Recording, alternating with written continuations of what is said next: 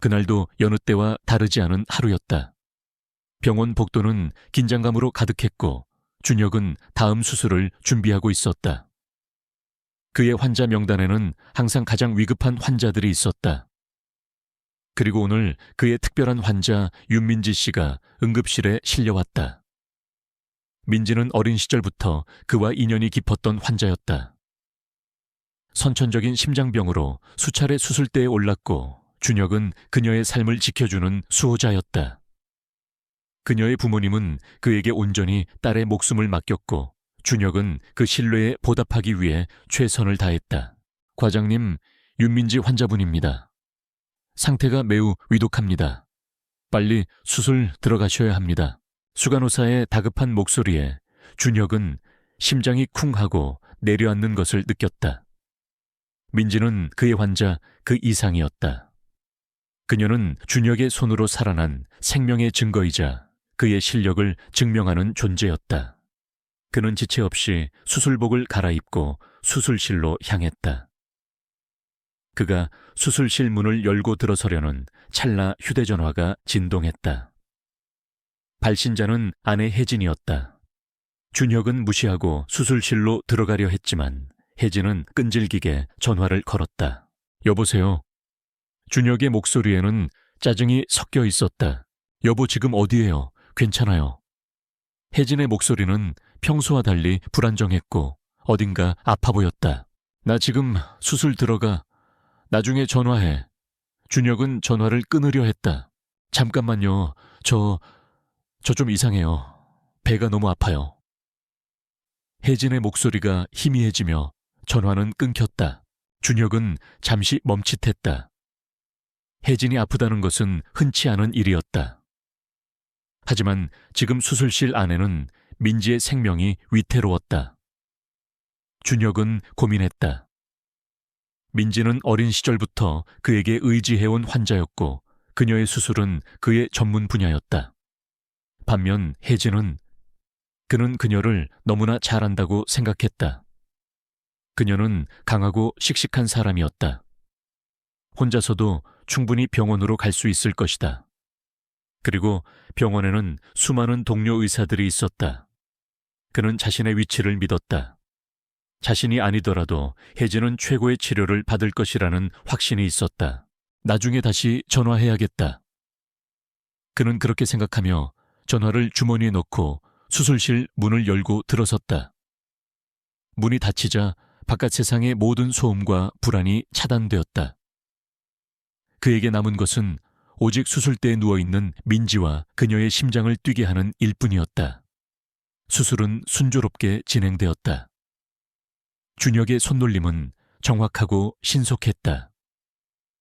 마치 예술가처럼 그는 망가진 심장을 수리했다.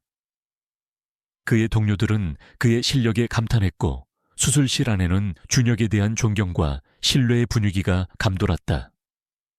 그는 자신이 옳았다고 생각했다.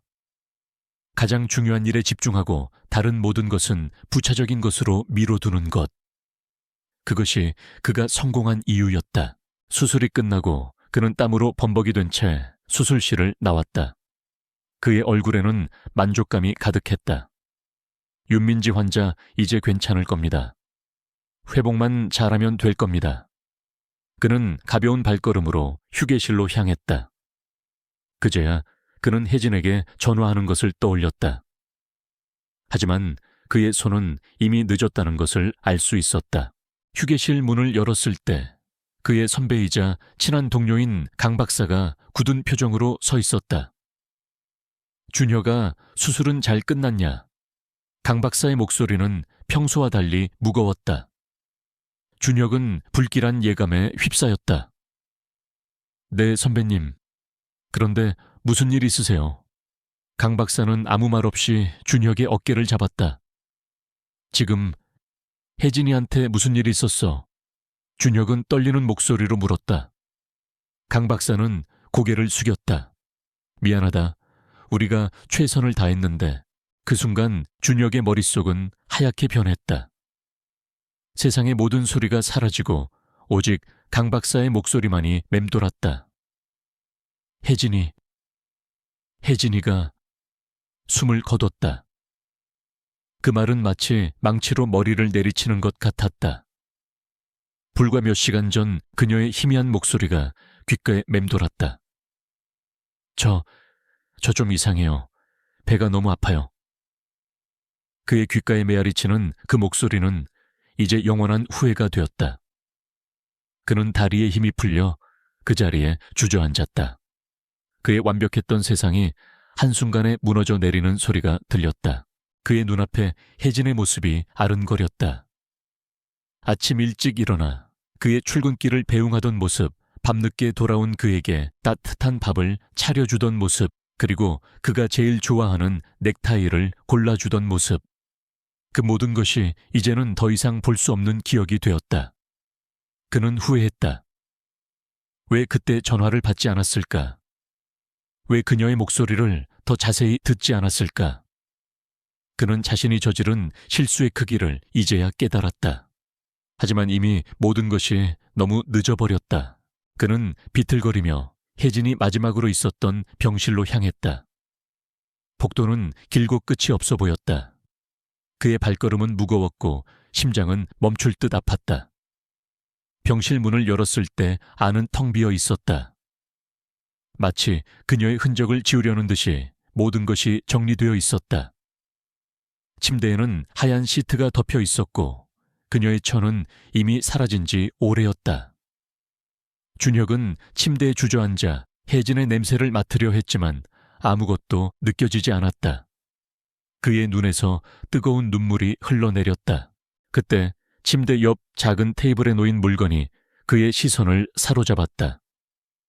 혜진이 평소에 사용하던 작은 일기장과 펜이었다.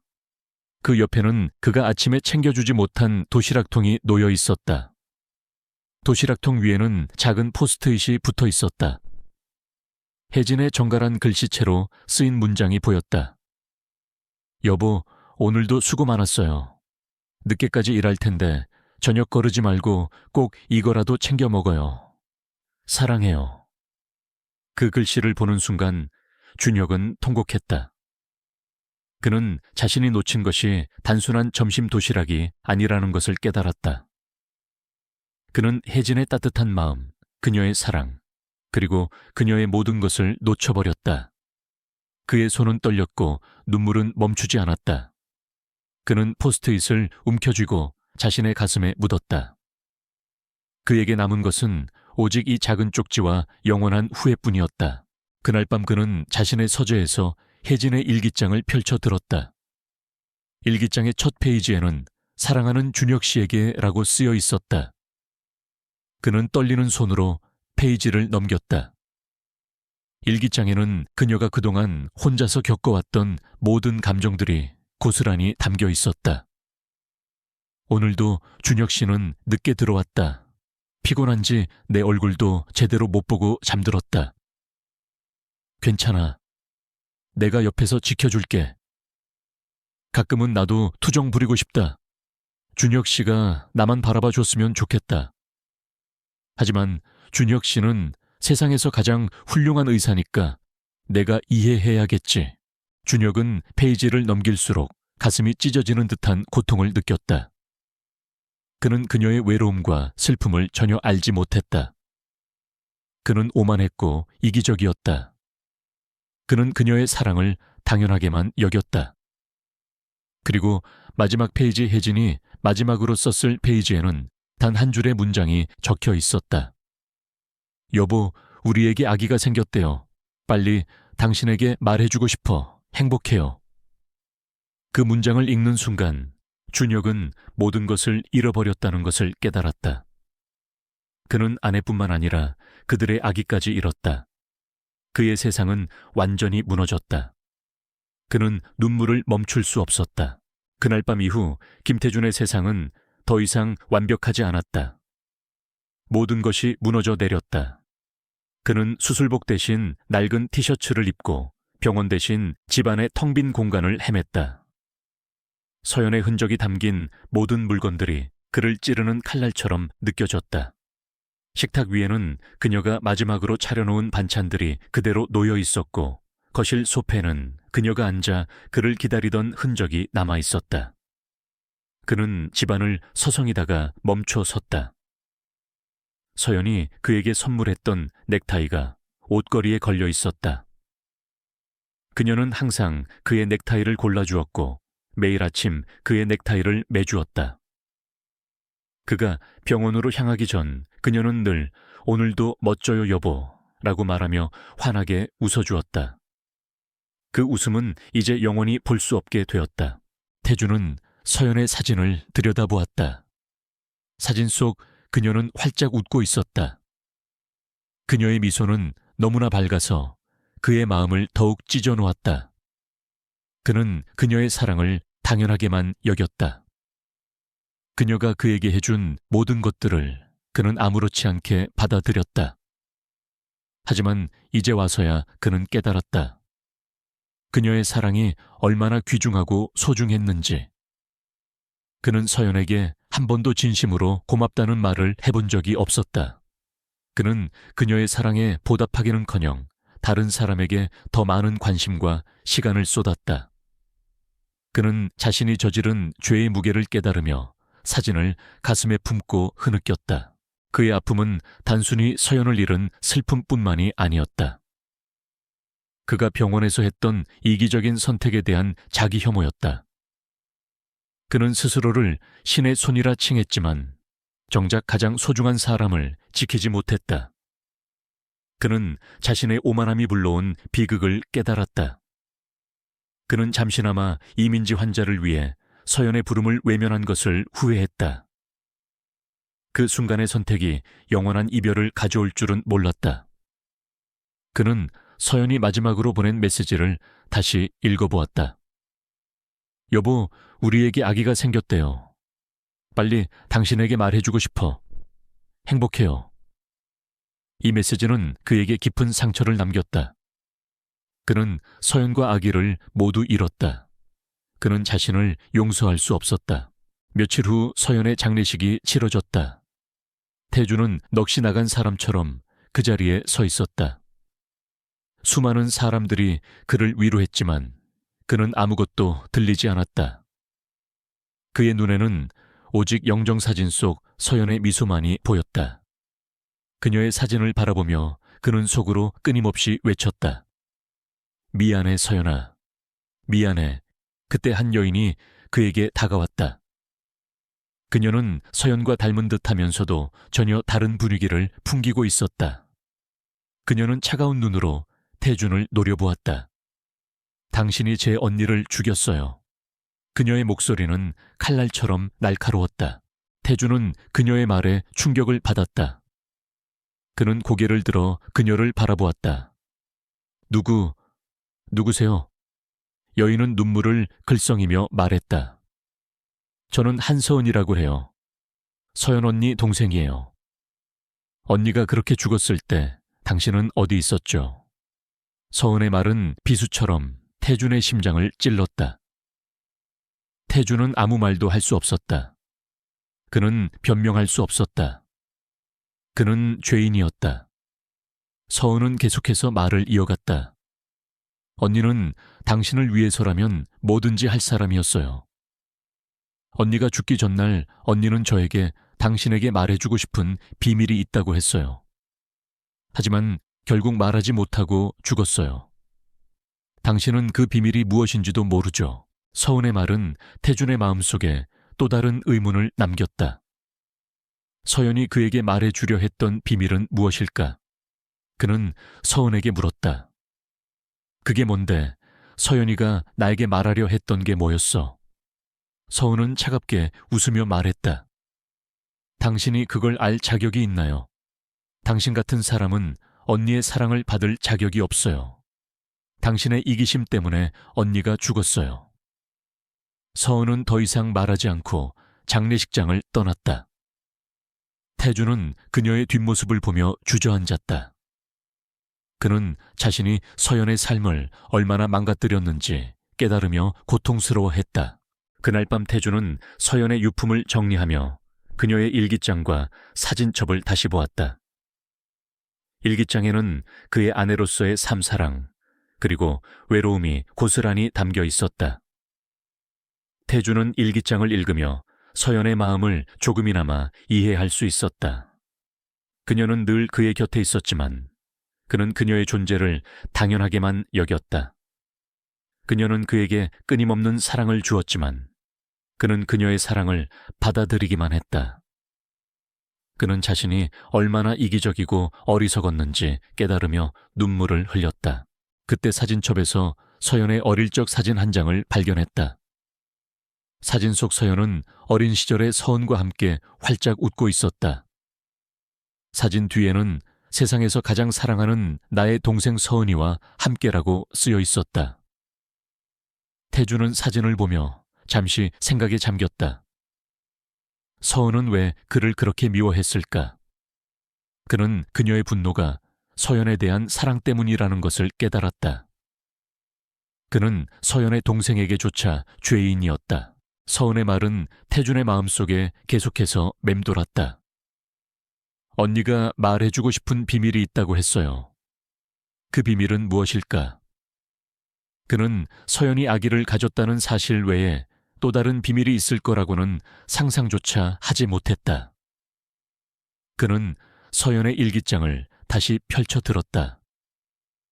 일기장의 마지막 페이지에는 태준 씨, 우리 아기랑 건강하게 살아가야 해요.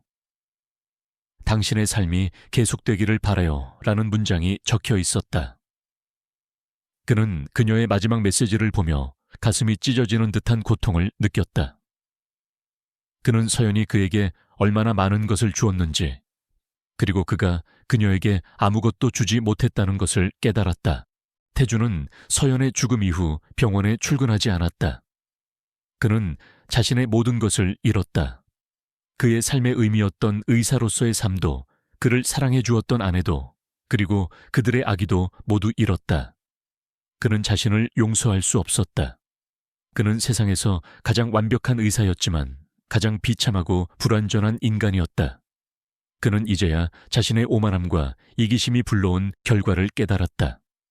하지만 이미 모든 것이 너무 늦어버렸다. 그의 남은 삶은 오직 후회와 자기 혐오로 채워질 뿐이었다. 태주는 서연의 마지막 메시지가 담긴 일기장을 가슴에 품고 무너져 내렸다.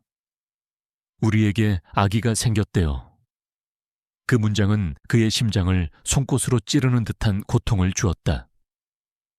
그는 아내를 잃었을 뿐만 아니라 아직 만나보지도 못한 자신의 아이를 잃었다는 사실에 절규했다. 그는 자신이 얼마나 끔찍한 선택을 했는지, 자신의 오만함이 얼마나 큰 대가를 치르게 했는지 깨달았다. 그의 눈물은 멈추지 않았다. 그는 서연의 빈자리를, 그리고 아기의 빈자리를 영원히 채울 수 없으리라는 것을 알았다. 며칠 후 서연의 장례식이 치러졌다. 태주는 넋이 나간 사람처럼 그 자리에 서 있었다. 수많은 사람들이 그를 위로했지만 그는 아무것도 들리지 않았다. 그의 눈에는 오직 영정사진 속 서연의 미소만이 보였다. 그녀의 사진을 바라보며 그는 속으로 끊임없이 외쳤다. 미안해 서연아, 미안해. 그때 한 여인이 그에게 다가왔다. 그녀는 서연과 닮은 듯하면서도 전혀 다른 분위기를 풍기고 있었다. 그녀는 차가운 눈으로 태준을 노려보았다. 당신이 제 언니를 죽였어요. 그녀의 목소리는 칼날처럼 날카로웠다. 태준은 그녀의 말에 충격을 받았다. 그는 고개를 들어 그녀를 바라보았다. 누구세요? 여인은 눈물을 글썽이며 말했다. 저는 한서은이라고 해요. 서연 언니 동생이에요. 언니가 그렇게 죽었을 때 당신은 어디 있었죠? 서은의 말은 비수처럼 태준의 심장을 찔렀다. 태준은 아무 말도 할 수 없었다. 그는 변명할 수 없었다. 그는 죄인이었다. 서은은 계속해서 말을 이어갔다. 언니는 당신을 위해서라면 뭐든지 할 사람이었어요. 언니가 죽기 전날 언니는 저에게 당신에게 말해주고 싶은 비밀이 있다고 했어요. 하지만 결국 말하지 못하고 죽었어요. 당신은 그 비밀이 무엇인지도 모르죠. 서은의 말은 태준의 마음속에 또 다른 의문을 남겼다. 서연이 그에게 말해주려 했던 비밀은 무엇일까? 그는 서은에게 물었다. 그게 뭔데? 서연이가 나에게 말하려 했던 게 뭐였어? 서은은 차갑게 웃으며 말했다. 당신이 그걸 알 자격이 있나요? 당신 같은 사람은 언니의 사랑을 받을 자격이 없어요. 당신의 이기심 때문에 언니가 죽었어요. 서은은 더 이상 말하지 않고 장례식장을 떠났다. 태주는 그녀의 뒷모습을 보며 주저앉았다. 그는 자신이 서연의 삶을 얼마나 망가뜨렸는지 깨달으며 고통스러워했다. 그날 밤 태주는 서연의 유품을 정리하며 그녀의 일기장과 사진첩을 다시 보았다. 일기장에는 그의 아내로서의 삶 사랑, 그리고 외로움이 고스란히 담겨 있었다. 태주는 일기장을 읽으며 서연의 마음을 조금이나마 이해할 수 있었다. 그녀는 늘 그의 곁에 있었지만 그는 그녀의 존재를 당연하게만 여겼다. 그녀는 그에게 끊임없는 사랑을 주었지만 그는 그녀의 사랑을 받아들이기만 했다. 그는 자신이 얼마나 이기적이고 어리석었는지 깨달으며 눈물을 흘렸다. 그때 사진첩에서 서연의 어릴 적 사진 한 장을 발견했다. 사진 속 서연은 어린 시절의 서은과 함께 활짝 웃고 있었다. 사진 뒤에는 세상에서 가장 사랑하는 나의 동생 서은이와 함께라고 쓰여 있었다. 태주는 사진을 보며 잠시 생각에 잠겼다. 서은은 왜 그를 그렇게 미워했을까? 그는 그녀의 분노가 서연에 대한 사랑 때문이라는 것을 깨달았다. 그는 서연의 동생에게조차 죄인이었다. 서은의 말은 태준의 마음속에 계속해서 맴돌았다. 언니가 말해주고 싶은 비밀이 있다고 했어요. 그 비밀은 무엇일까? 그는 서연이 아기를 가졌다는 사실 외에 또 다른 비밀이 있을 거라고는 상상조차 하지 못했다. 그는 서연의 일기장을 다시 펼쳐 들었다. 일기장의 마지막 페이지에는 태준 씨, 우리 아기랑 건강하게 살아가야 해요. 당신의 삶이 계속되기를 바래요. 라는 문장이 적혀 있었다. 그는 그녀의 마지막 메시지를 보며 가슴이 찢어지는 듯한 고통을 느꼈다. 그는 서연이 그에게 얼마나 많은 것을 주었는지, 그리고 그가 그녀에게 아무것도 주지 못했다는 것을 깨달았다. 태주는 서연의 죽음 이후 병원에 출근하지 않았다. 그는 자신의 모든 것을 잃었다. 그의 삶의 의미였던 의사로서의 삶도, 그를 사랑해 주었던 아내도, 그리고 그들의 아기도 모두 잃었다. 그는 자신을 용서할 수 없었다. 그는 세상에서 가장 완벽한 의사였지만 가장 비참하고 불완전한 인간이었다. 그는 이제야 자신의 오만함과 이기심이 불러온 결과를 깨달았다. 하지만 이미 모든 것이 너무 늦어버렸다. 그의 남은 삶은 오직 후회와 자기 혐오로 채워질 뿐이었다. 병원에 돌아온 태주는 서연이 마지막으로 입원해 있던 VIP 병동으로 향했다. 병실은 이미 깨끗하게 정리되어 있었다. 그는 침대 시트를 만져보았다. 차갑고 뻣뻣한 감촉에 그의 심장이 다시 한번 쿵 내려앉았다. 그때 침대 머리맡에 놓인 작은 서랍이 그의 눈에 들어왔다. 그가 서랍을 열자 그 안에는 서연이 남긴 물건들이 들어있었다. 작은 일기장, 그리고 한 장의 서류. 그는 떨리는 손으로 서류를 펼쳐보았다. 서류에는 익숙한 병원 로고와 그의 이름이 적혀 있었다. 그리고 그의 눈은 신장 기증 동의서라는 글자에 멈췄다. 그의 머릿속은 혼란스러웠다. 서연이 신장 기증 동의서를 썼다고 누구에게 그는 서류의 아래쪽을 보았다. 거기에는 수혜자의 이름이 적혀 있었다. 김태준. 그 순간 그의 머릿속에 섬광처럼 어떤 기억이 스쳐 지나갔다. 2년 전 그는 성공적인 심장 이식 수술을 마쳤다. 하지만 수술 후 그의 신장이 갑자기 기능을 잃었다. 그는 원인을 알 수 없었다. 그는 자신의 몸 상태를 인정하지 않고 치료를 거부했다. 그때 익명의 기증자가 나타났다. 병원 측은 그에게 기증자가 누구인지 알려주지 않았다. 그는 자신의 몸이 망가졌다는 사실을 받아들이지 못했고 병원 동료들 앞에서는 그저 건강한 척 행동했다. 그는 익명의 기증자를 운명처럼 받아들이고 수술을 통해 다시 완벽한 몸을 되찾았다. 태주는 서류를 든 채 멍하니 서 있었다. 그의 눈에 눈물이 고였다. 그는 이제야 서연의 비밀이 무엇인지 알게 되었다. 서연은 그에게 신장을 기증한 익명의 기증자였다. 그녀는 자신의 몸을 희생하여 그의 생명을 살린 것이다. 그리고 그는 그녀의 희생을 당연하게 여겼다. 아니, 그는 그녀의 희생조차 알지 못했다. 그는 그녀의 사랑을 알지 못했고 그녀의 희생을 짓밟았다. 그는 서류를 움켜쥐고 고통스럽게 신음했다. 그는 자신이 신의 손이라고 불리는 의사였지만 정작 가장 소중한 사람의 몸을 망가뜨리고 그녀의 사랑을 외면했다. 그의 완벽했던 세상은 거짓이었다. 그는 자신의 성공이 서연의 희생 위에 세워졌다는 것을 깨달았다. 그는 자신의 손으로 서연을 죽였다. 그는 그녀의 신장을 이식받고도 그녀를 알아보지 못했고 그녀의 마지막 부름을 외면했다. 그는 살인자였다. 태주는 서류를 쥔 채 바닥에 무릎을 꿇었다. 그의 눈에서 뜨거운 눈물이 쏟아져 내렸다. 그는 이제야 서은의 분노가 왜 그렇게 컸는지 이해할 수 있었다. 그녀는 그의 오만함과 이기심 때문에 언니가 죽었다는 것을 알고 있었던 것이다. 그는 서은에게 용서를 빌 자격도 없었다.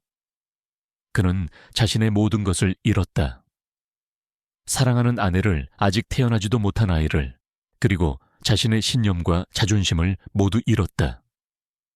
그에게 남은 것은 오직 깊은 후회와 자기 혐오뿐이었다. 태주는 서연이 마지막으로 남긴 서류를 쥔 채 바닥에 무릎을 꿇었다.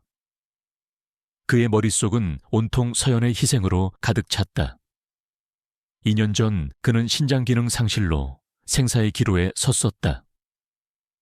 그때 익명의 기증자가 나타나 그에게 새 삶을 선물했다. 그는 기증자가 누군지 알 수 없었고 그저 운명처럼 받아들였다. 하지만 이제 그는 알게 되었다. 그 익명의 기증자가 바로 그의 아내 서연이었다는 것을. 그녀는 자신의 몸을 희생하여 그를 살렸고 그는 그녀의 희생을 짓밟았다. 그는 자신이 신의 손이라고 불리는 의사였지만 정작 가장 소중한 사람의 몸을 망가뜨리고 그녀의 사랑을 외면했다. 그의 완벽했던 세상은 거짓이었다. 그는 자신의 성공이 서연의 희생 위에 세워졌다는 것을 깨달았다. 그는 자신의 손으로 서연을 죽였다. 그는 그녀의 신장을 이식받고도 그녀를 알아보지 못했고 그녀의 마지막 부름을 외면했다. 그는 살인자였다. 태주는 서류를 쥔 채 바닥에 무릎을 꿇었다. 그의 눈에서 뜨거운 눈물이 쏟아져 내렸다. 그는 이제야 서은의 분노가 왜 그렇게 컸는지 이해할 수 있었다. 그녀는 그의 오만함과 이기심 때문에 언니가 죽었다는 것을 알고 있었던 것이다. 그는 서은에게 용서를 빌 자격도 없었다. 그는 자신의 모든 것을 잃었다.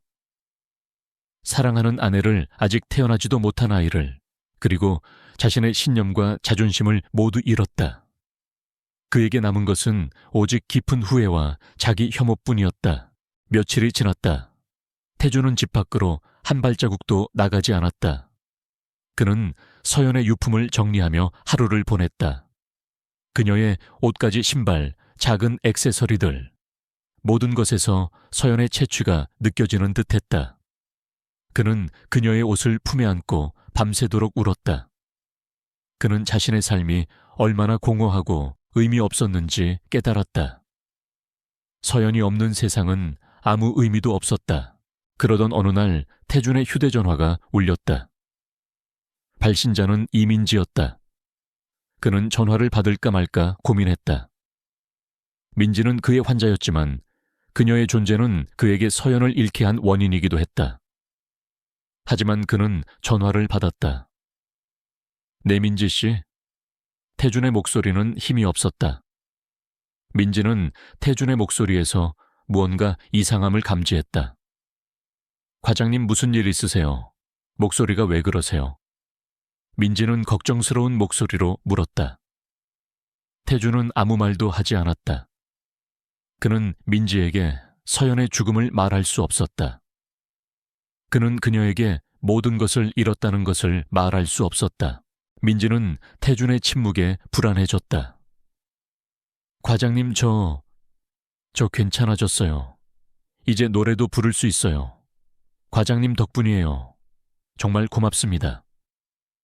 그녀의 목소리에는 행복과 감사가 가득했다. 태주는 그녀의 행복에 자신의 슬픔을 덧씌우고 싶지 않았다. 그는 짧게 대답했다. 그래, 다행이네요. 앞으로 건강하게 잘 지내세요. 그리고 전화를 끊었다. 하지만 민지는 태준의 전화를 계속해서 걸었다. 그녀는 그에게 감사함을 표하고 싶었고 그를 위로하고 싶었다.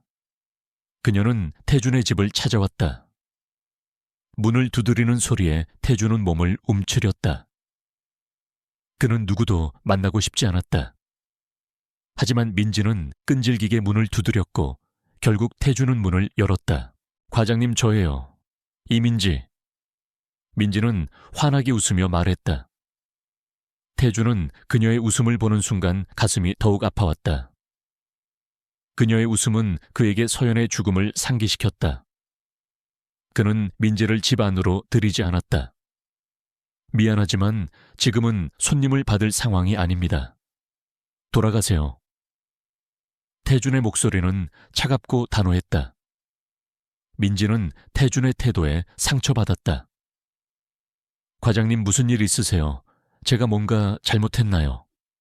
민지의 눈에는 눈물이 고였다. 태준은 그녀의 눈물을 보는 순간 자신의 이기심을 다시 한번 깨달았다. 그는 그녀의 감정을 고려하지 않고 자신의 슬픔만을 생각했다. 태준은 한숨을 쉬었다. 민지 씨, 당신은 아무 잘못 없어요. 그저 제가 좀 힘든 상황입니다. 혼자 있고 싶어요. 민지는 태준의 말에 그를 더욱 걱정했다. 과장님, 저에게 말씀해 주세요. 제가 도울 수 있는 일이 있다면 제가 과장님께 빚을 졌잖아요. 민지는 태준을 위로하려 했다. 하지만 태준은 그녀의 위로가 오히려 자신을 더욱 고통스럽게 만든다는 것을 알았다. 그는 서연의 희생을 짓밟고 살아남은 자신이 민지의 위로를 받을 자격이 없다고 생각했다. 그는 민지의 손을 잡고 조용히 말했다. 민지 씨, 이제 괜찮습니다. 당신은 당신의 삶을 사세요. 저는 저의 삶을 살아가겠습니다. 그의 말에는 깊은 슬픔이 담겨 있었다. 민지는 태준의 눈빛에서 깊은 고통을 보았다. 그녀는 더 이상 그에게 아무 말도 할 수 없었다. 그녀는 태준의 집 앞에서 한참을 서 있다가 조용히 돌아갔다. 태준은 다시 혼자가 되었다. 그는 민지의 행복을 보며 더욱 깊은 절망에 빠졌다. 그는 자신의 선택이 민지에게는 행복을 가져다 주었지만 서연에게는 죽음을 가져다 주었다는 것을 깨달았다. 그는 자신의 손으로 두 사람의 운명을 갈라놓았다. 한 명은 살았고 다른 한 명은 죽었다. 그는 자신이 신이 아니라 그저 한 명의 어리석은 인간이라는 것을 깨달았다. 그의 삶은 이제 영원히 서연의 그림자 속에 갇힐 것이다. 그는 더 이상 신의 손이 아니었다. 그는 그저 살인자의 손이었다. 그날 이후 김태준은 스스로를 세상으로부터 격리시켰다. 그의 집은 이제 따뜻한 보금자리가 아닌 서연의 흔적이 켜켜이 쌓인 박물관이 되었다. 그는 거실 소파에 앉아 서연이 즐겨 읽던 책을 들여다보았고 침실에서는 그녀가 입었던 잠옷을 끌어안고 잠이 들었다. 그의 방에는 서연과의 추억이 담긴 물건들로 가득했다. 결혼기념일 선물로 받은 낡은 시계 신혼여행 때 찍은 사진, 그리고 그녀가 썼던 립스틱. 모든 것이 그에게는 고통스러운 유물이자 영원히 잊을 수 없는 기억의 조각들이었다. 태준은 아침에 일어나면 서연이 그를 위해 끓여주던 된장국 냄새를 맡으려고 애썼다. 하지만 그의 후각은 아무것도 감지하지 못했다. 그의 미각은 모든 맛을 잃었고 그의 눈은 모든 색을 잃었다. 그는 밥을 먹는 대신 서연이 좋아하던 빵을 한 조각씩 뜯어 먹었고 커피 대신 그녀가 즐겨 마시던 유자차를 마셨다. 그는 서연이 없는 삶을 살면서도 서연의 흔적에 매달렸다. 그는 서연의 기억 속에 자신을 가두고 싶었다. 그러던 어느 날 태주는 서연의 유품을 정리하다가 낡은 상자 하나를 발견했다. 상자 안에는 서연이 그에게 주려다 주지 못한 선물들이 들어있었다.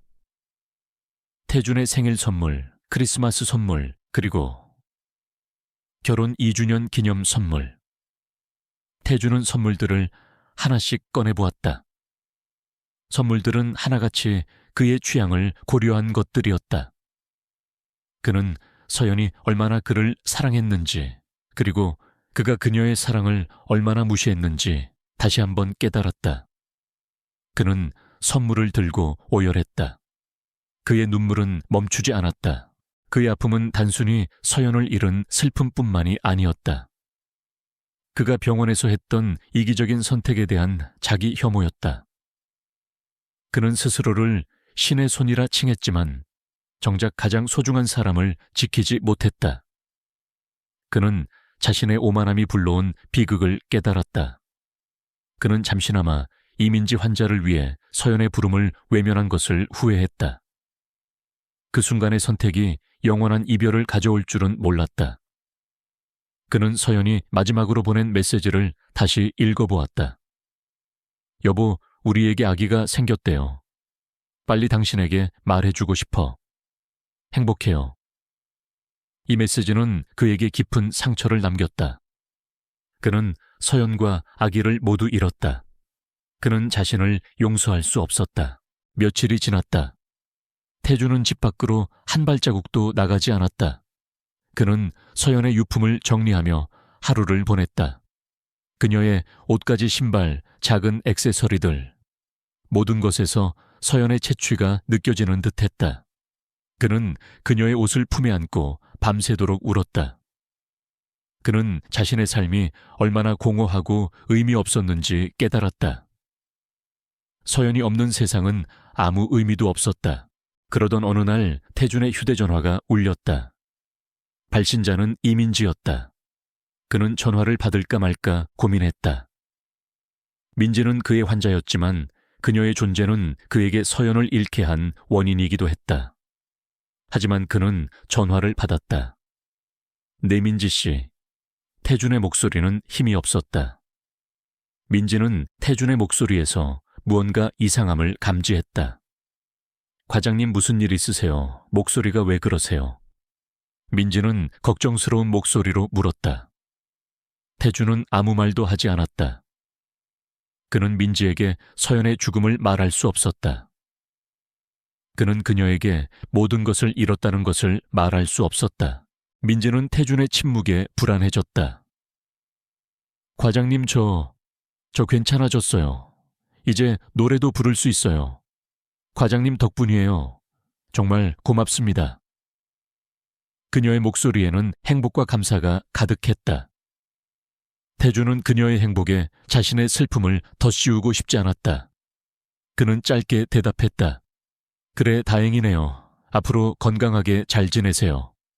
그리고 전화를 끊었다. 하지만 민지는 태준의 전화를 계속해서 걸었다. 그녀는 그에게 감사함을 표하고 싶었고 그를 위로하고 싶었다. 그녀는 태준의 집을 찾아왔다. 문을 두드리는 소리에 태준은 몸을 움츠렸다. 그는 누구도 만나고 싶지 않았다. 하지만 민지는 끈질기게 문을 두드렸고 결국 태준은 문을 열었다. 과장님, 저예요. 이민지. 민지는 환하게 웃으며 말했다. 태준은 그녀의 웃음을 보는 순간 가슴이 더욱 아파왔다. 그녀의 웃음은 그에게 서연의 죽음을 상기시켰다. 그는 민지를 집 안으로 들이지 않았다. 미안하지만 지금은 손님을 받을 상황이 아닙니다. 돌아가세요. 태준의 목소리는 차갑고 단호했다. 민지는 태준의 태도에 상처받았다. 과장님, 무슨 일 있으세요? 제가 뭔가 잘못했나요?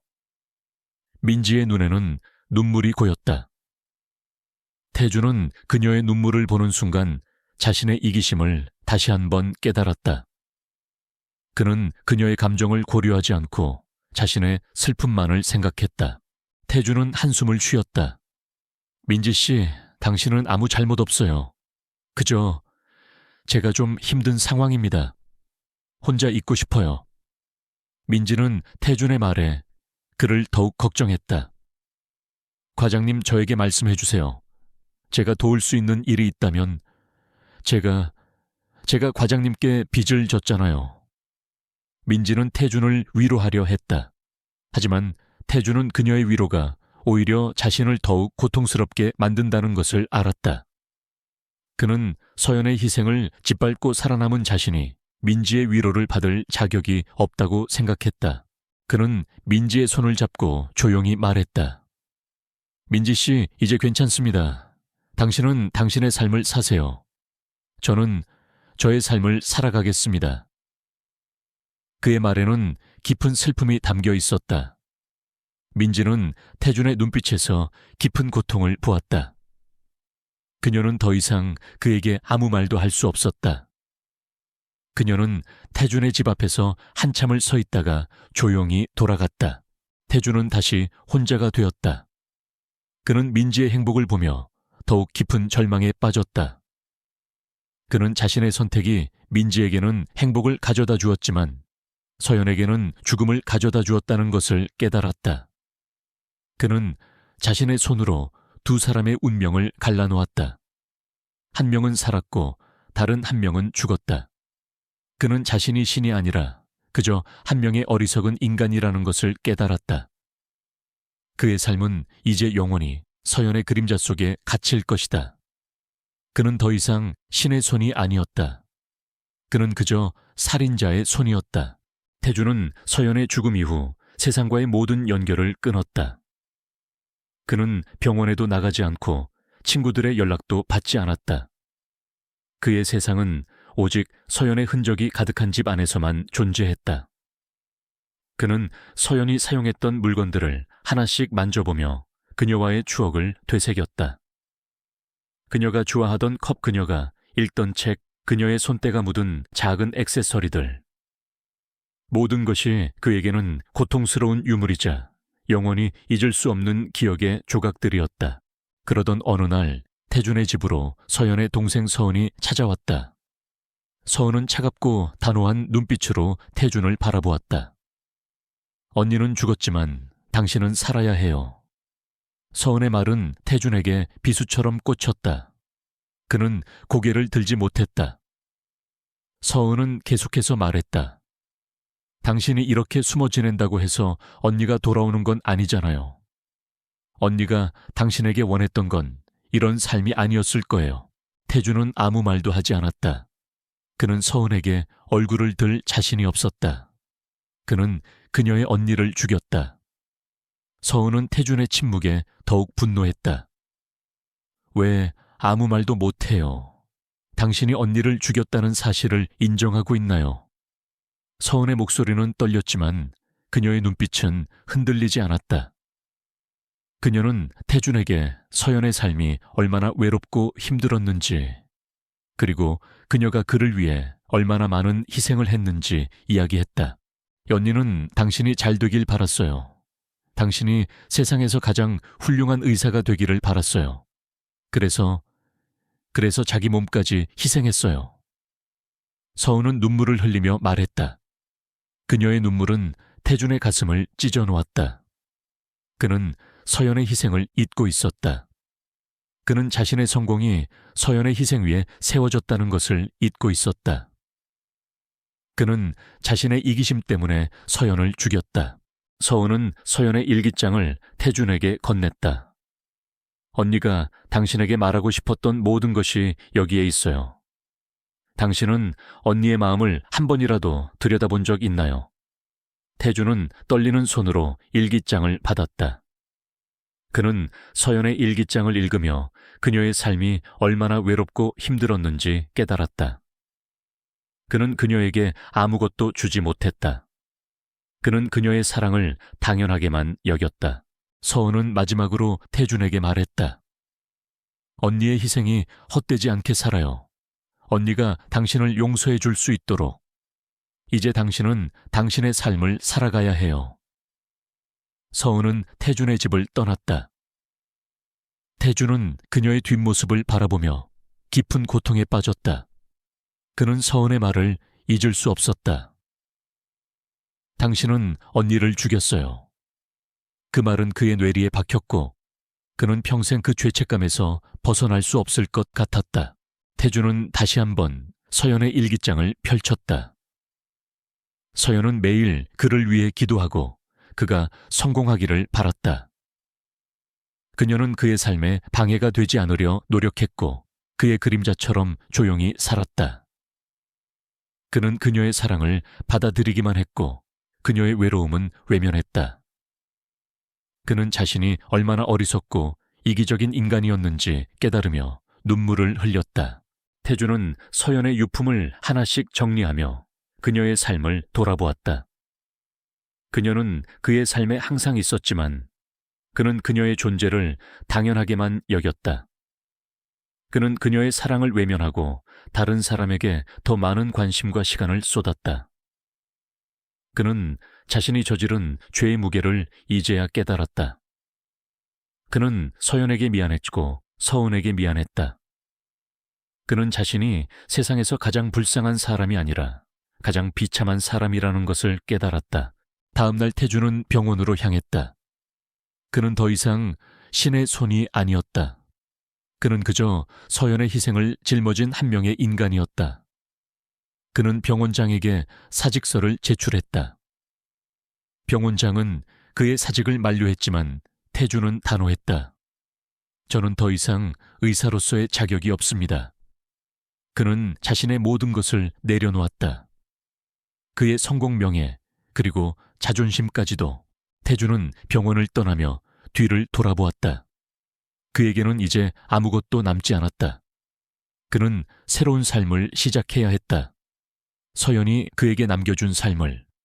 그는 서연의 희생이 헛되지 않도록 그녀가 그에게 준 두 번째 삶을 의미 있게 살아가기로 결심했다. 그는 더 이상 과거에 갇히지 않고 미래를 향해 나아가기로 결심했다. 그의 발걸음은 무거웠지만 그의 마음은 가벼웠다. 그는 이제야 서연의 사랑을 이해하게 되었고 그녀의 희생에 보답할 방법을 찾았다. 태준은 모든 것을 내려놓고 병원을 떠났다. 그의 삶은 더 이상 화려한 성공의 길이 아니었다. 그는 서연이 그에게 남겨준 삶을 어떻게 살아가야 할지 고민하며 하루하루를 보냈다. 그때 세상은 그를 가만두지 않았다. 이민지 측에서 흘러나온 정보와 함께 태준에 대한 추악한 소문이 언론을 통해 퍼지기 시작했다. 심장외과 천재 의사 이민지 환자를 위해 임산부 안의 외면. 병원 내에서 벌어진 치정극 김태준 과장의 이중 생활.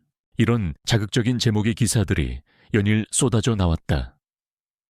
태준은 자신의 집에서 그 기사들을 보며 쓴웃음을 지었다. 기사들은 그의 사생활을 파헤쳤고 그가 이민지에게 보낸 메시지, 그녀에게 보인 관심, 그리고 서연의 죽음까지 모두 왜곡하여 보도했다. 그들은 태준을 사랑하는 아내를 배신하고 다른 여자를 택한 파렴치한 인간으로 묘사했다. 가장 고통스러운 것은 이민지가 언론과의 인터뷰에서 흘린 눈물이었다. 그녀는 마치 태준에게 버림받은 순수한 피해자인 양 행동했다.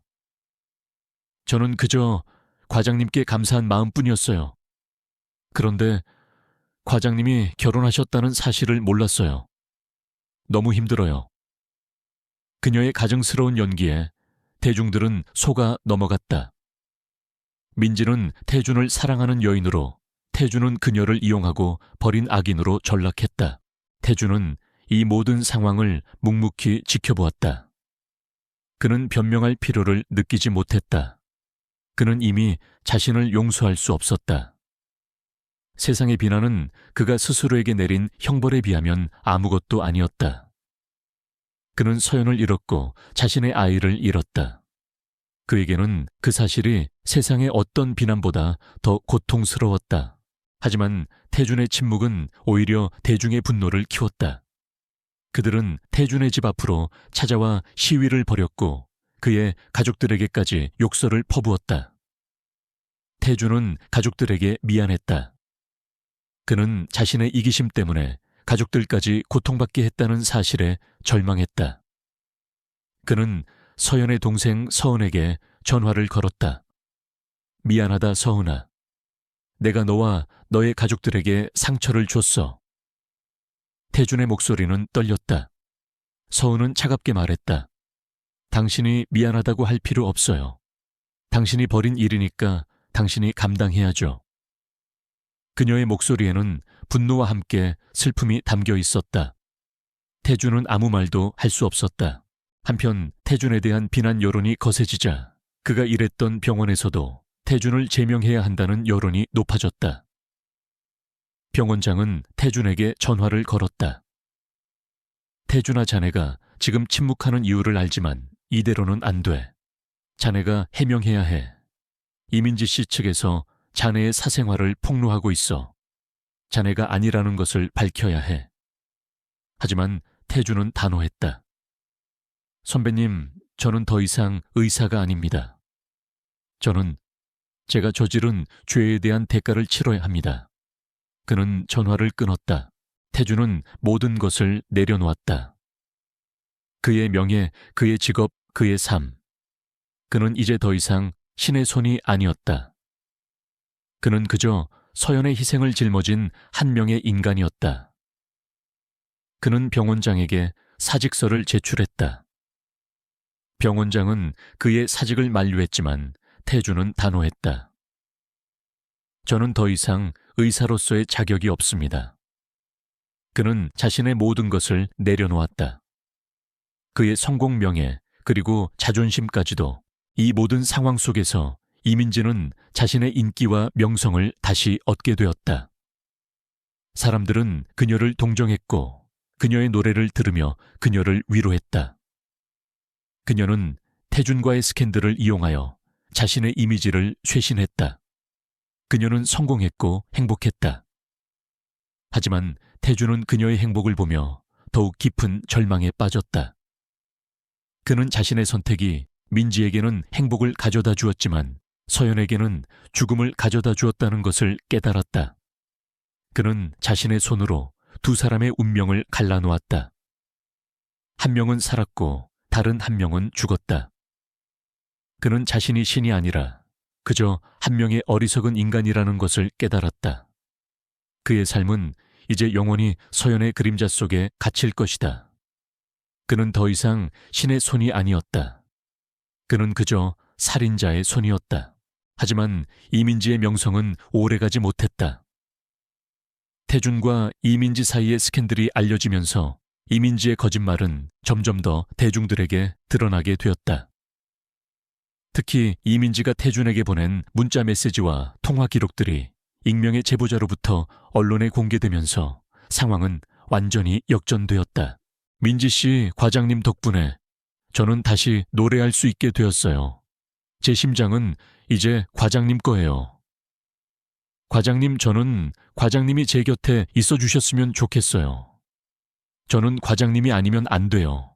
이러한 메시지들은 이민지가 태준에게 일방적으로 집착했음을 보여주었다. 대중들은 분노했다. 그들은 이민지가 태준을 이용하고 그의 아내의 죽음을 자신의 이익을 위해 이용했다는 사실에 충격을 받았다. 여론은 순식간에 바뀌었다. 이민지는 국민의 요정에서 국민의 악녀로 전락했다. 그녀의 소속사는 그녀와의 계약을 해지했고 그녀는 모든 활동을 중단해야 했다. 이민지의 몰락을 지켜보며 태준은 어떤 감정도 느끼지 못했다. 분노도 슬픔도 기쁨도 아니었다. 그에게는 아무런 의미가 없는 일이었다. 그의 마음속에는 오직 서연의 빈자리만이 남아있었다. 민지의 추락이 서연을 돌아오게 할 수는 없었다. 그는 그저 멍하니 앉아 이 모든 상황을 지켜볼 뿐이었다. 그는 세상의 모든 소음으로부터 멀어지고 싶었다. 그는 조용히 혼자서 서연을 추모하고 싶었다. 태주는 모든 것을 잃었다. 그의 명성, 그의 사랑, 그의 삶. 그는 더 이상 이 세상에 속해 있지 않은 것 같았다. 그의 영혼은 서연의 곁에 있었다. 그는 이제 오직 서연의 희생에 보답하기 위해 살아가야 했다. 그는 자신의 죄를 씻어내고 서연이 그에게 남겨준 두 번째 삶을 의미 있게 살아가기로 결심했다. 그의 발걸음은 무거웠지만 그의 마음은 가벼웠다. 그는 이제야 서연의 사랑을 이해하게 되었고 그녀의 희생에 보답할 방법을 찾았다.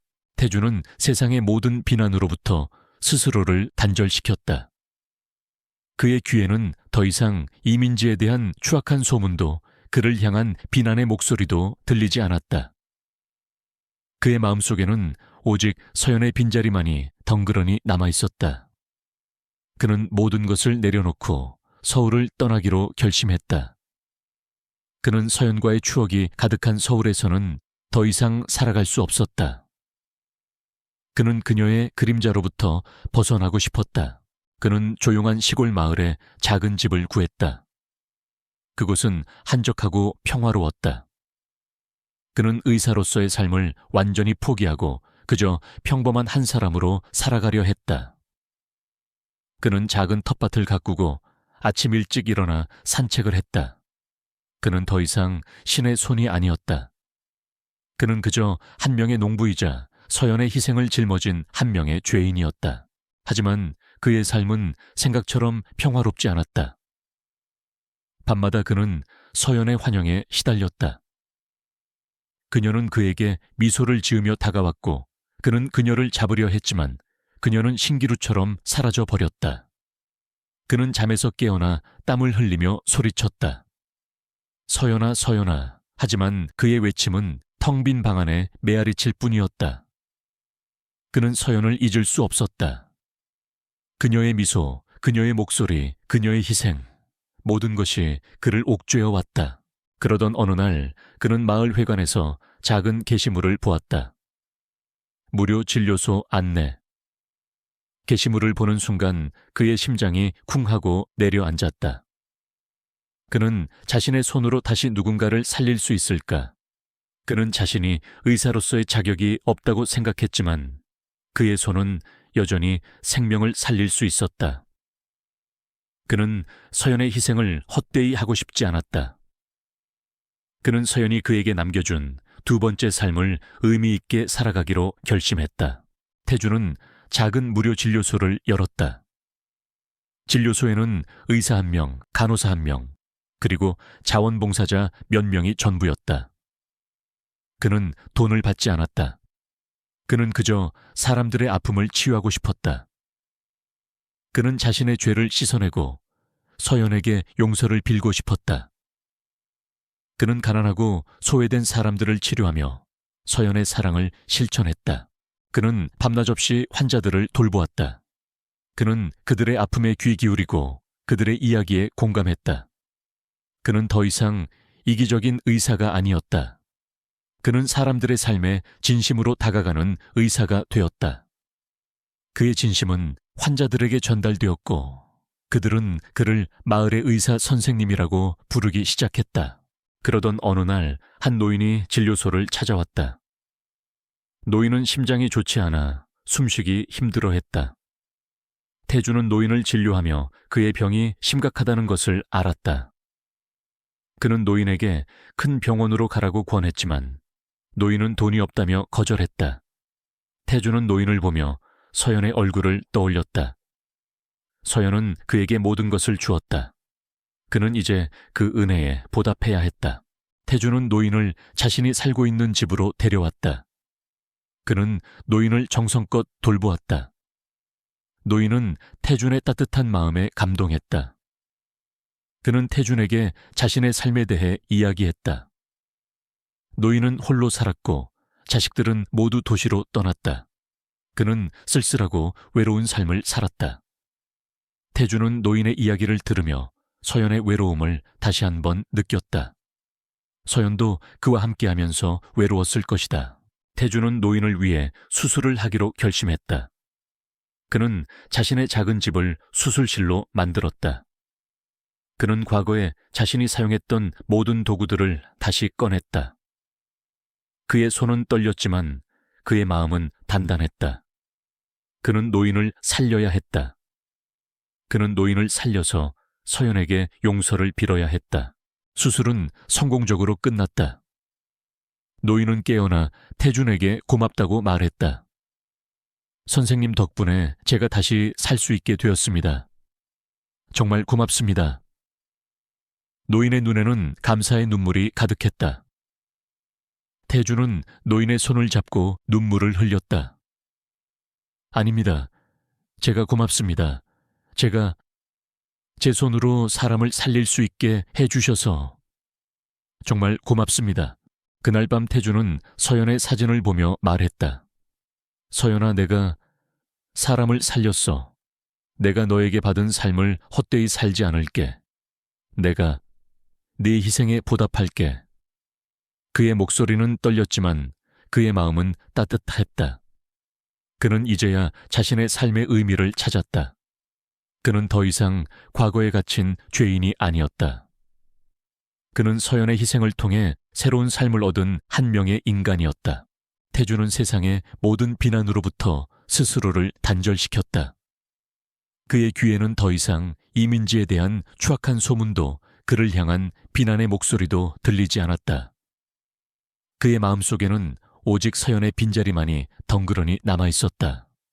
그는 모든 것을 내려놓고 서울을 떠나기로 결심했다.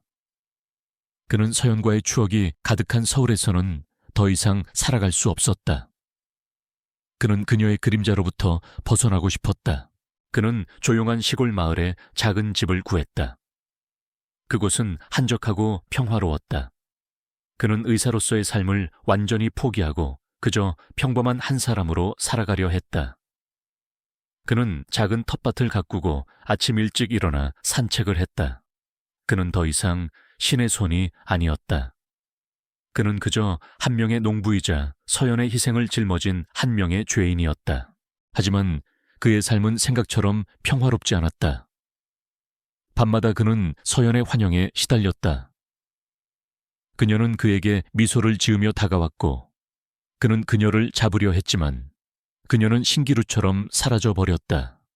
그는 잠에서 깨어나 땀을 흘리며 소리쳤다. 서연아, 서연아. 하지만 그의 외침은 텅 빈 방 안에 메아리칠 뿐이었다. 그는 서연을 잊을 수 없었다. 그녀의 미소, 그녀의 목소리, 그녀의 희생, 모든 것이 그를 옥죄어 왔다. 그러던 어느 날 그는 마을 회관에서 작은 게시물을 보았다.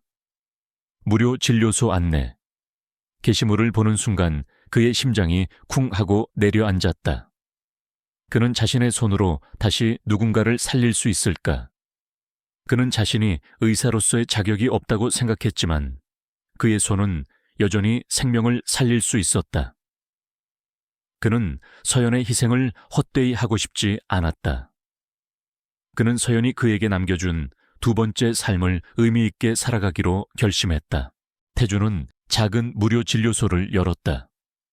진료소에는 의사 1명, 간호사 1명, 그리고 자원봉사자 몇 명이 전부였다. 그는 돈을 받지 않았다. 그는 그저 사람들의 아픔을 치유하고 싶었다. 그는 자신의 죄를 씻어내고 서연에게 용서를 빌고 싶었다. 그는 가난하고 소외된 사람들을 치료하며 서연의 사랑을 실천했다. 그는 밤낮 없이 환자들을 돌보았다. 그는 그들의 아픔에 귀 기울이고 그들의 이야기에 공감했다. 그는 더 이상 이기적인 의사가 아니었다. 그는 사람들의 삶에 진심으로 다가가는 의사가 되었다. 그의 진심은 환자들에게 전달되었고 그들은 그를 마을의 의사 선생님이라고 부르기 시작했다. 그러던 어느 날 한 노인이 진료소를 찾아왔다. 노인은 심장이 좋지 않아 숨쉬기 힘들어했다. 태주는 노인을 진료하며 그의 병이 심각하다는 것을 알았다. 그는 노인에게 큰 병원으로 가라고 권했지만 노인은 돈이 없다며 거절했다. 태주는 노인을 보며 서연의 얼굴을 떠올렸다. 서연은 그에게 모든 것을 주었다. 그는 이제 그 은혜에 보답해야 했다. 태주는 노인을 자신이 살고 있는 집으로 데려왔다. 그는 노인을 정성껏 돌보았다. 노인은 태준의 따뜻한 마음에 감동했다. 그는 태준에게 자신의 삶에 대해 이야기했다. 노인은 홀로 살았고 자식들은 모두 도시로 떠났다. 그는 쓸쓸하고 외로운 삶을 살았다. 태준은 노인의 이야기를 들으며 서연의 외로움을 다시 한번 느꼈다. 서연도 그와 함께하면서 외로웠을 것이다. 태준은 노인을 위해 수술을 하기로 결심했다. 그는 자신의 작은 집을 수술실로 만들었다. 그는 과거에 자신이 사용했던 모든 도구들을 다시 꺼냈다. 그의 손은 떨렸지만 그의 마음은 단단했다. 그는 노인을 살려야 했다. 그는 노인을 살려서 서연에게 용서를 빌어야 했다. 수술은 성공적으로 끝났다. 노인은 깨어나 태준에게 고맙다고 말했다. 선생님 덕분에 제가 다시 살 수 있게 되었습니다. 정말 고맙습니다. 노인의 눈에는 감사의 눈물이 가득했다. 태준은 노인의 손을 잡고 눈물을 흘렸다. 아닙니다. 제가 고맙습니다. 제가 제 손으로 사람을 살릴 수 있게 해주셔서 정말 고맙습니다. 그날 밤 태준은 서연의 사진을 보며 말했다. 서연아, 내가 사람을 살렸어. 내가 너에게 받은 삶을 헛되이 살지 않을게. 내가 네 희생에 보답할게. 그의 목소리는 떨렸지만 그의 마음은 따뜻했다. 그는 이제야 자신의 삶의 의미를 찾았다. 그는 더 이상 과거에 갇힌 죄인이 아니었다. 그는 서연의 희생을 통해 새로운 삶을 얻은 한 명의 인간이었다. 태주는 세상의 모든 비난으로부터 스스로를 단절시켰다. 그의 귀에는 더 이상 이민지에 대한 추악한 소문도 그를 향한 비난의 목소리도 들리지 않았다. 그의 마음속에는 오직 서연의 빈자리만이 덩그러니 남아있었다. 그는 모든 것을 내려놓고 서울을 떠나기로 결심했다. 그는 서연과의 추억이 가득한 서울에서는 더 이상 살아갈 수 없었다. 그는 그녀의 그림자로부터 벗어나고 싶었다. 그는 조용한 시골 마을에 작은 집을 구했다. 그곳은 한적하고 평화로웠다.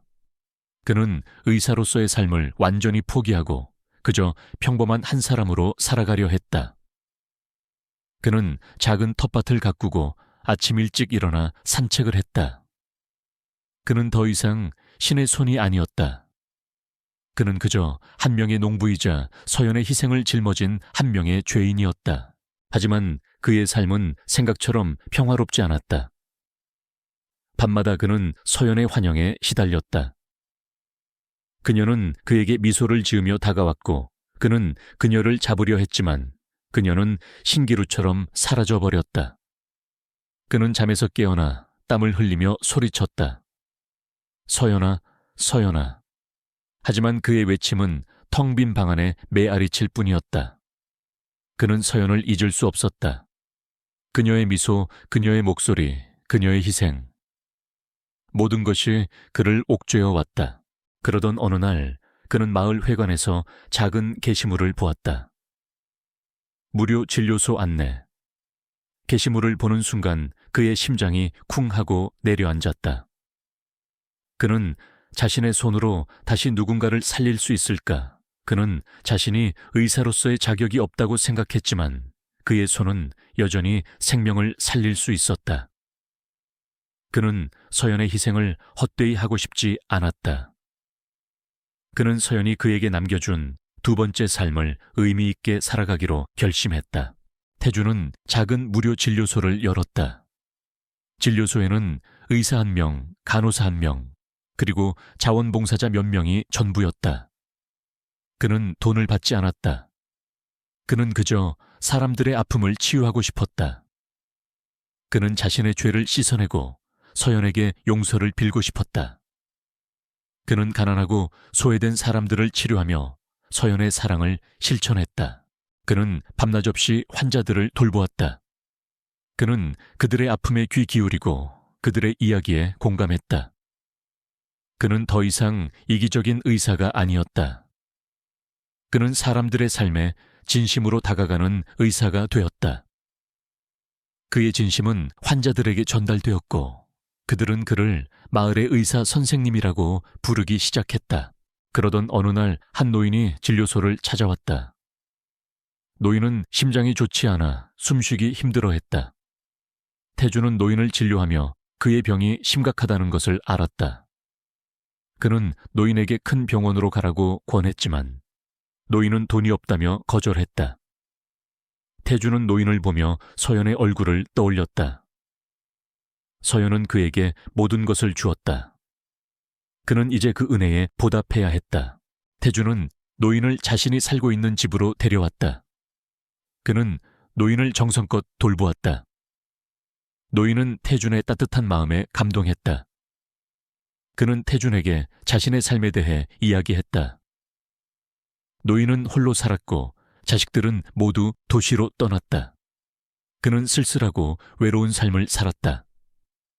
태준은 노인의 이야기를 들으며 서연의 외로움을 다시 한번 느꼈다. 서연도 그와 함께하면서 외로웠을 것이다.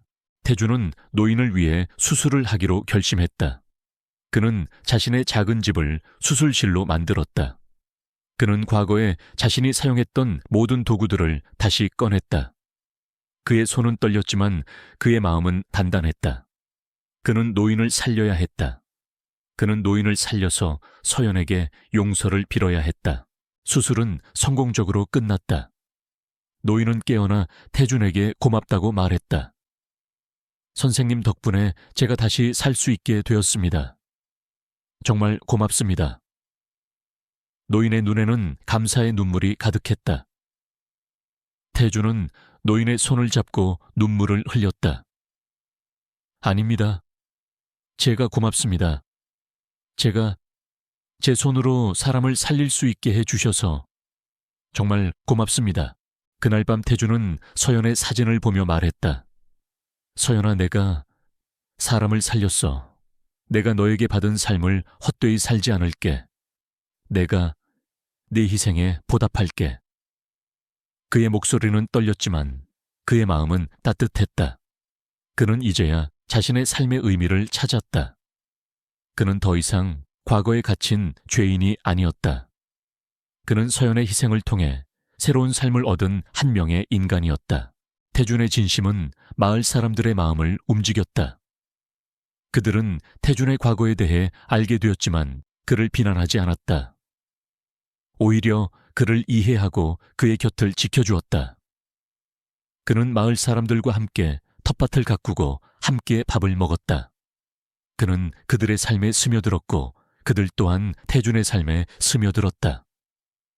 그는 이제 더 이상 혼자가 아니었다. 하지만 이민지에 대한 대중의 분노는 사그라들지 않았다. 그녀는 모든 것을 잃었다. 명성돈 그리고 그녀를 사랑했던 사람들까지. 그녀는 태준에게 용서를 빌기 위해 그의 무료 진료소를 찾아왔다. 그녀는 눈물을 흘리며 태준에게 말했다. 과장님, 저를 용서해 주세요. 제가 너무 어리석었어요. 제가 당신의 사랑을 빼앗으려 했어요.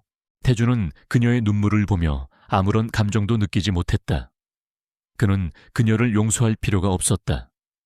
그는 이미 그녀를 잊고 살고 있었다. 태준은 그녀의 손을 잡고 조용히 말했다. 민지 씨, 당신은 내게 용서를 빌 필요가 없습니다. 나는 이미 당신을 용서했습니다. 당신은 당신의 삶을 사세요. 민지는 태준의 말에 눈물을 펑펑 쏟았다. 그녀는 태준의 진심을 느꼈고 그의 용서에 감사했다. 이후 이민지는 자신의 모든 것을 포기하고 자원봉사자로 태준의 진료소에서 일하기 시작했다. 그녀는 태준의 곁에서 그를 도우며 자신의 죄를 씻어내려 노력했다. 그녀는 더 이상 화려한 연예인이 아니었다. 그녀는 그저 한 명의 평범한 사람으로 다른 사람들을 돕는 삶을 살았다. 태준은 그녀의 변화를 보며 미소 지었다. 그는 그녀에게서 서연의 그림자를 보지 않았다. 그는 그녀에게서 새로운 삶을 시작하는 한 인간의 모습을 보았다. 그렇게 시간은 흘렀다. 태주는 이제 늙고 지쳐 있었다. 그는 더 이상 수술을 할 수 없었다. 그는 자신의 마지막을 준비하며 서연의 사진을 보았다. 사진 속 서연은 여전히 환하게 웃고 있었다. 태주는 서연의 사진에 입을 맞추고 속으로 말했다. 서연아, 내가 너에게 받은 삶을 헛되이 살지 않았어. 내가 내 희생에 보답했어. 이제 너에게 갈게. 태주는 눈을 감았다. 그의 마지막 순간 그는 서연의 손을 잡고 있는 자신을 보았다. 그녀는 그에게 미소 지으며 말했다. 여보, 수고 많았어요. 이제 편히 쉬어요. 우리 아기도 당신을 기다리고 있어요. 태주는 그녀의 손을 잡고 함께 빛 속으로 걸어 들어갔다. 그의 삶은 후회와 자기 혐오로 시작했지만 결국 사랑과 희생으로 끝이 났다. 그의 마지막은 서연과의 재회였다. 그는 이제 더 이상 혼자가 아니었다. 김준혁은 늘 완벽했다. 그의 이름 앞에는 최연소 심장외과 과장, 신의 손 같은 수식어가 따라붙었고 그의 삶은 거침없이 질주하는 스포츠카 같았다. 거울에 비친 자신의 모습은 한치의 흐트러짐도 없었다. 반듯하게 다려진 수술복 차갑도록 이성적인 눈빛, 그리고 무엇보다도 확신에 가득 찬 표정. 그것이 김준혁이었다. 그의 세상은 온통 병원과 수술실, 그리고 환자의 생명을 살리는 일로 가득했다. 그 외의 모든 것은 부차적인 것이었다. 그의 아내 한혜진은 그런 그의 삶에 조용히 스며든 존재였다. 그녀는 마치 따뜻한 아침 햇살처럼 그의 곁을 지켰다. 준혁이 잠든 사이 몰래 그의 손을 잡고 밤늦도록 깨어 있었고 이른 새벽 그가 출근하기 전 조용히 일어나 도시락을 쌌다. 준혁은 그녀의 존재를 당연하게 여겼다. 그녀의 배려와 사랑은 마치 매일 뜨는 해처럼 변하지 않는 진리라고 믿었다. 그는 혜진에게 고맙다는 말조차 제대로 해본 적이 없었다. 그저 바쁜 하루를 보내고 돌아와 그녀가 차려준 밥을 먹고 잠드는 것이 일상이었다. 그에게는 그것이 사랑을 표현하는 방식이었다.